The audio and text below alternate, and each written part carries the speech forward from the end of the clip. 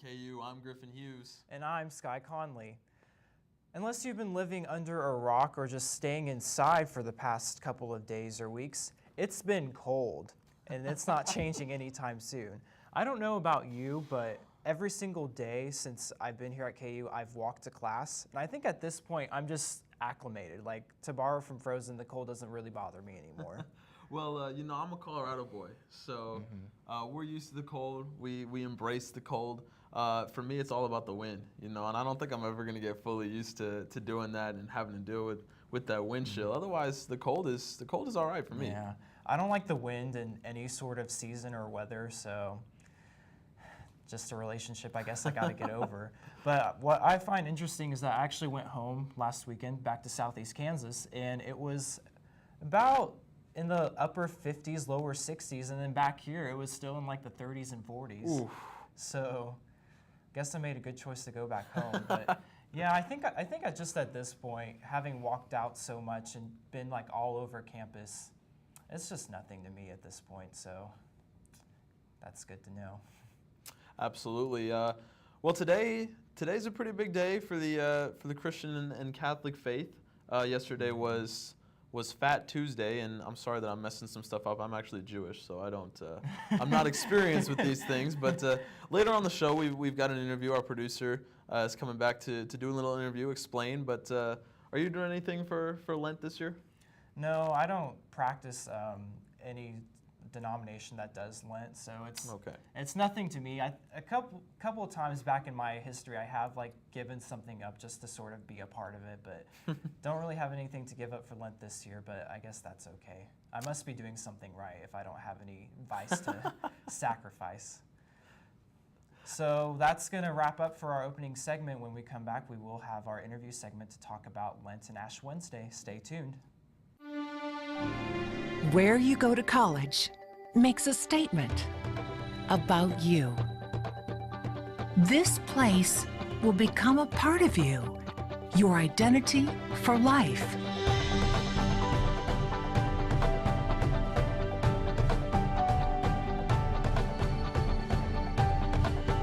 The University of Kansas, a great place to be you. Welcome back to Good Evening KU. I'm Griffin Hughes again. Joining me is our producer, Libby McEnulty. Libby, thanks for being with us. Yeah, thanks for having me. So I did mention that we were going to break down the holiday, or is it a holiday? Just a tradition? Yeah, it's a tradition. Of Lent. So, Libby, you're here to do that. How long is Lent?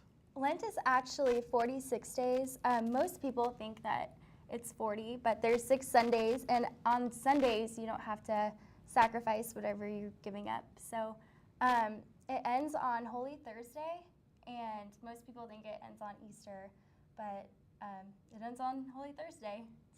So why is it that people give something up or sacrifice something for Lent? Lent is really a sacrifice.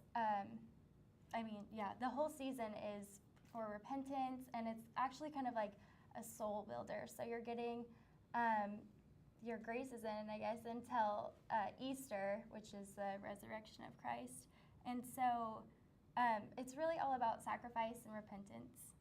Are you giving up anything for Lent? I'm giving up pizza, and it's going to be really hard for me. I really like pizza, but I can do it for 40 days. You are a stronger person than me. Yeah, I can say that.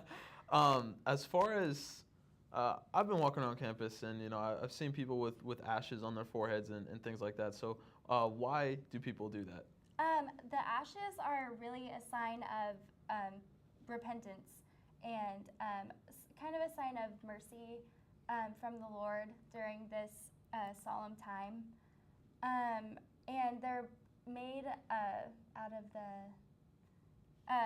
of the palms that were used last Sunday on Palm Sunday, and they're in a shape of a cross on your forehead.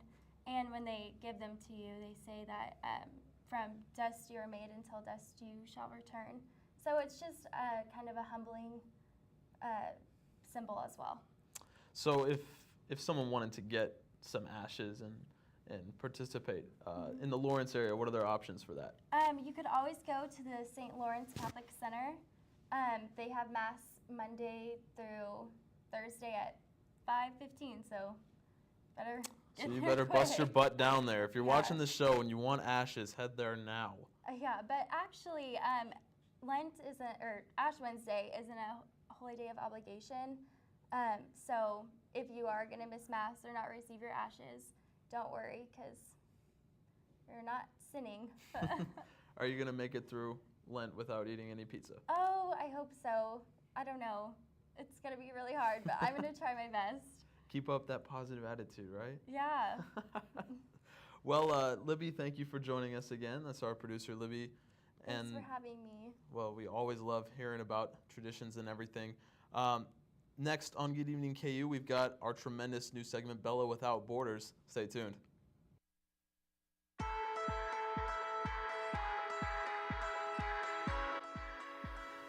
Welcome back. Today we are here with Bader and Suhaib, and we're going to talk a little bit about Palestinian and Jewish conflicts. And as I've mentioned before, I'm no expert on the subject, so they're going to tell us a little bit about their experience. So first and foremost, I want to have you guys tell me where you guys are from in the Middle East, and just, I don't know, talk about that. I'm Bader. I'm from Palestine, and I'm Jordanian, so half-half. My grandparents are from Jaffa, Palestine, and I've lived here my whole life. I was born in Jordan. I never was able to visit Palestine, and now I live in Kansas. My name is Suhaib. I was born and raised in Palestine. I just moved here in the United States like a year ago. I go to Johnson County Community College for now, and I'm majoring in political science. Very cool. So you lived in Palestine for the majority of your life. Yep. So tell us a little bit what that was like. It was awesome compared to here. It's like life there is completely different. A lot of things happen there, like on daily basis. Israel armies, because I used to live in a refugee camp, and there's like a military point there, and they used to come down to the camp like almost every day, and like shoot tear gas, rubber bullets, arrest people. So it was, for most people who like didn't know what it looks like there, they would find it kind of difficult to live there. But like if you get used to it, or probably not used to it, because hopefully you'll be free in the future. But like it's completely different lifestyle, different people, different culture, different everything in a positive way. So for people who don't really know, do you guys think you could explain to us, and I know this is a very broad question, but how did this conflict start? Going back to history, it started with, so like he gave a promise to give Jewish people in Europe a national home, Palestine, and then they started like going to Palestine after 1917, and it started from there. And then was the Great War of Arabs in 1948, when like 100,000 of people, Palestinian people, were moved out from their homes, and my family was part of it. We used to live in a village south of Hebron, and then we moved to Bethlehem, where Jesus was born, and we're still there, hoping to go back one day. Oh, great. So what do you think of the representation that the media has on this Gaza-Israeli conflict? How has that affected you? How is it over, or, you know, if you have family in Palestine? Because like honestly, the last conflict between Gaza and Israeli, I was in Palestine. I went there in the summer. So I don't know how the media here represented the conflict. So I don't see a lot of news about Palestine and Israeli. It's almost or always about Israeli. Like 2 Israeli people were killed, or like bus got bombed or somehow. It's never about like the other side, about us Palestinians. It's more focused on the Israeli side, not on Palestinian. That's how I see it. And Bader, have you seen it differently compared to? Yeah, it's like when I would turn on the news, it would be mostly like, you know, Gaza or Hamas hit Israel, and now Israel is retaliating. But it's always that like Gaza it's been in a blockade. They can't get out from like land or sea or anything. So they're just, and Israel is the only country that lets in stuff. So like they're limited to the supplies they have. People are just like they don't know what to do, and also like it's always just Israelis died and stuff like that. But they never show like what happened to Palestinians and like the harm that's happening to them. Do you see have a peace option in the future? Personally, I don't believe in the 2-state resolution. that's what they're working on right now, because Palestinian leadership has been going to the United Nations and Special Security Council to ask for statehood under the two-state resolution between Israel and Palestine. I don't believe in it, but that's our only option for now to move step ahead for our statehood, and hopefully we get all Palestine eventually. But for now, I think it's the only option we have to move with the peace process with Israeli people, so we can make progress in our freedom. And we are back, and here with us is Bella from Bella Without Borders. So thank you for putting such an interesting segment together. Thank you. Yeah, it was so interesting to be able to talk to Bader and Suhaib about their experience. I feel like we don't really get the chance to learn about people's personal stories or anything like that. And learning from Suhaib, like mentioned in the video, he lived in Palestine for up until last year. So it was interesting to see his perspective compared to Bader's when he's Muslim, but he lives in America. So you get to know the difference. Yeah, and it's always good to have that well-rounded image and perspective, having different sides and their take on it.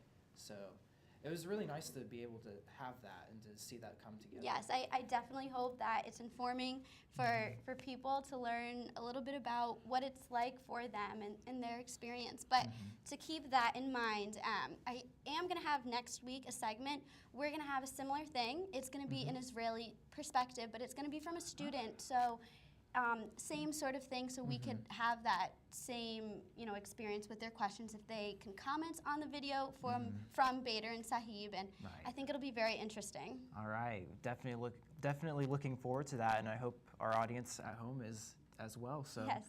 Thank you once again. And that's going to wrap that up for Bella Without Borders. When we come back, we're going to have the news.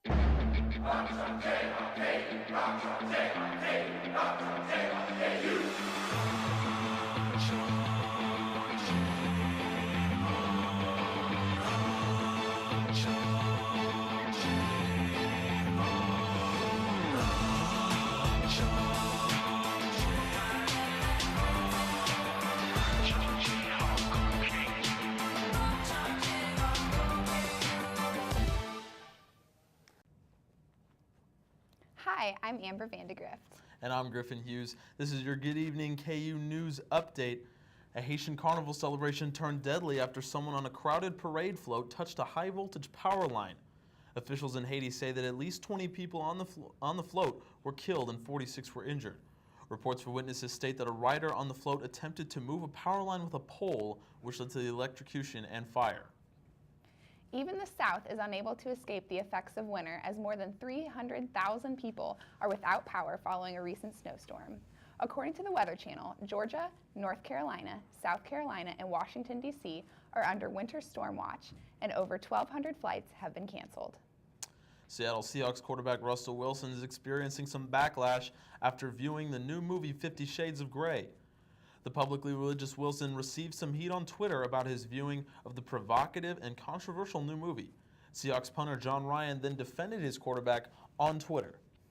Kansas Representative Brett Hildebrand submitted legislation Monday that can make fantasy sports leagues legal. Reports from the Lawrence Journal-World state that the proposed bill would classify fantasy leagues as skill games rather than a lottery. According to the Kansas Constitution, only the state has the ability to carry out lotteries. Seton Hall junior guard Sterling Gibbs has been suspended 2 games after being ejected Monday night during a 26-point loss to number 6 Villanova. Gibbs received a flagrant 2 foul for intentionally throwing his forearm into the face of Ryan Arcidiacono while going for a loose ball. Following the ejection, Gibbs took to Twitter to apologize to Arcidiacono, then responded.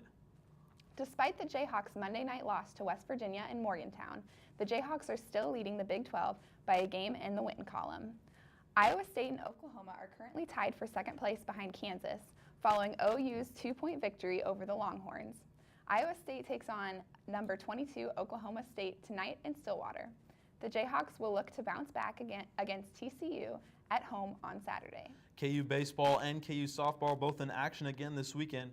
Baseball starting the Big 12 Pac-12 Challenge in Arizona after losing 3 games against number 2 LSU last weekend. Softball looks to continue their undefeated ways against number 1 Florida. Golf is also in action, as well as KU men's and women's basketball, and pitchers and catchers report in the majors this week starting on Thursday. The Royals will report at some point this weekend. That will wrap up the news update. After a quick break, Paige will be here to tell us all about the Kansas Student Union and its unique history. So stay tuned to Good Evening KU.